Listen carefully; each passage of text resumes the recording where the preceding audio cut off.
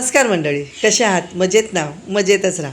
आळूवडी तर आपण नेहमीच बनवतो, पण ह्या प्रकारे एकदा बनवून बघा, झटपट होते.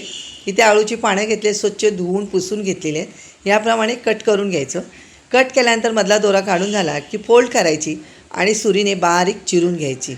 आता इथे आळूची पानं आपली चिरून झालेली आहेत. एका भांड्यामध्ये क्रश केलेला अद्रक, लसूण, मिरची, चिंचेचा कोळ, गूळ, हळद, लाल तिखट, गरम मसाला, चवीनुसार मीठ आणि तीळ सर्व एकजीव झालं की त्याच्यामध्ये डाळीचं पीठ आणि तांदळाची पिठी सर्व मिक्स करायचं. बॅटर तयार झालं की पानं टाकायची. चाळणीला तेल लावायचं. आता हा बॅटर सर्व चाळणीवरती पसरून घ्यायचं. वरून थोडे तीळ टाकायचे. झटपट होते. 10 मिनटामध्येच इथे आळूवडी तयार झालेली आहे. आता ही थंड झाल्यानंतर आपण कट करून घेऊया.